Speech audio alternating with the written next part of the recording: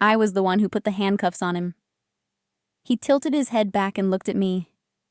Sweetheart, did you ever love me? I smiled, leaned down, and lightly patted his face. No. Enjoy your time in prison, my dear first-class merit. The next day, the man who had taken half the city's police force 6 months to ambush escaped. Adrian Cross was gone. When the news came, my commendation hadn't even been approved yet. The transport vehicle taking him to the East District Detention Center was bombed. 1 officer dead, 9 injured. The man we had spent half a year hunting didn't even warm the prison bench before he vanished. And worse, according to my colleague's analysis, I had spent 2 full years undercover at his side. I had played with his feelings, and at the most critical moment, I stabbed him in the back. Given his vindictive nature, I would be his #1 target. Detective Jane, you don't look too happy. No one smiles when their first-class merit runs away. 27 hours after Adrian's escape, the police deployed 15 drones and nearly half the city's K-9 units. The entire area was locked down and searched. Still, nothing. He left arrogantly. Before disappearing, he used a guard's blood to write, "I'll recapture my Rose." And that Rose? Everyone in the room looked at me. Well, even if you all stare at me like that. I crossed my arms and shrugged. It only proves Adrian Cross is hopelessly in love. Otherwise, how could he ask me that question? Even after I had cuffed him. Of course I never loved him. Work was exhausting enough already. In the patrol car, my colleague Ethan handed me a tablet. We traced a call he made after the escape, a public phone, at this location. I looked down at the photo. Yes, that's where you used to live together. After confirming our relationship, I had lived there with him for quite some time. When we entered, the matching couple slippers were still there, as if nothing had changed, except the ashtray on the coffee table. The cigarette ash was fresh. The cigarette butt's already been tested. It's his. Ethan stepped into the bedroom and scoffed. He's bold. Hiding here just hours after escaping. Reverse psychology, huh? After graduating from the academy and inheriting my father's badge number, I was assigned to go undercover. My target, Adrian Cross. The reason? I looked harmless, young, clear-eyed. But among my class, I was the most ruthless. Back then, Adrian wasn't the kingpin of the largest drug syndicate in West China. He was just a rising second-in-command. But he was too young, too sharp, too dangerous. So we chose him. I posed as a cashier in a small convenience store beneath his apartment. Every night around 11 or midnight, he'd come down to buy cigarettes. During one operation, we intentionally let him escape, barely alive, so I could save him in an alley. I played the frightened shop girl perfectly. When he refused to go to a hospital, I brought him home. He stayed with me for days. Everything was planned. The bedroom arrangement, the accidental slip of my bath towel, the unavoidable touches while bandaging him. I made myself cheerful, warm, always trying to make him smile. Until one night, the lights were off. For a split second, instinct screamed at me to flip him over my shoulder. I suppressed it. He pulled me into his arms in the dark. I had to act like a naive girl, looking at him with innocent eyes. Even after we got together, he remained guarded. He never planned a future with me. To him, I was disposable. But then, my chance came. I was kidnapped by a rival gang, tied to a chair. A camera pointed at me. They told me everything about Adrian, that he was a drug trafficker, that he was ruthless, evil. I had to react just right, not too calm, not too terrified. I had to be resolute, loyal, completely devoted to him. 11 hours later, he came, dressed in black. I looked at him with tearful eyes, But the man who once held me close only glanced at me, cold, detached. Your terms. 3 suppliers, 50 pounds of the new product. He laughed. You think she's worth that much? Disdain, indifference. He turned to leave. The gun shifted toward him. Watch out! I lunged. The shot fired, embedding into my arm. Pain exploded. The attackers were instantly riddled with bullets. Of course, he hadn't come alone. He stood in front of me. Why save me after I abandoned you?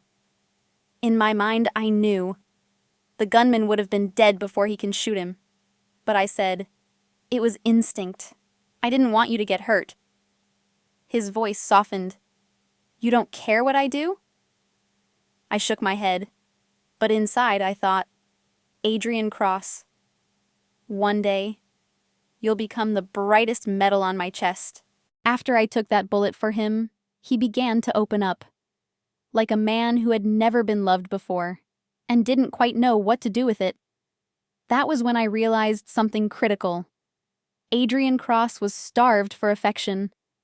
He had grown up without parents, raised by traffickers. A child who survived not by strength, but by cunning. Sweet-talking his way out of mutilation, out of being turned into something less than human.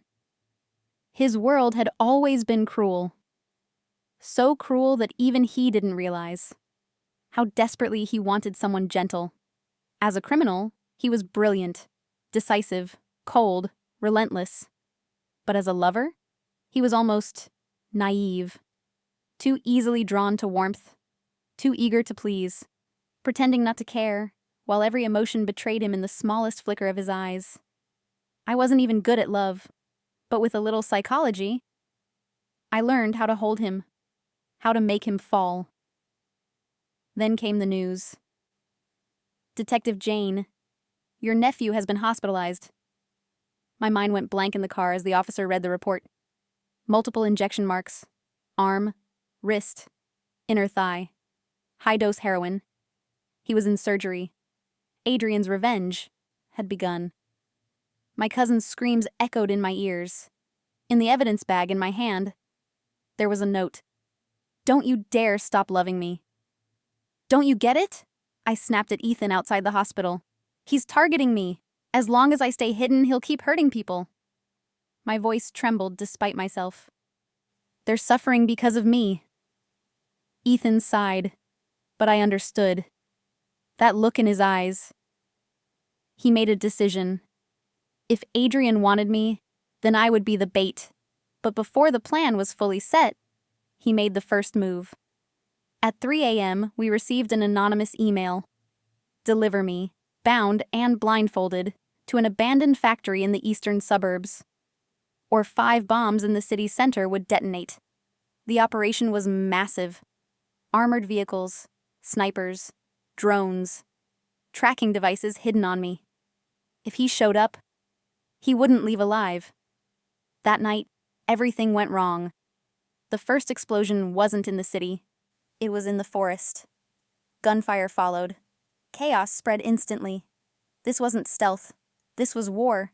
And then gas. I tried to free myself, but it was too late. The world blurred. As I collapsed, the blindfold slipped, and I saw a pair of black shoes. I've missed you.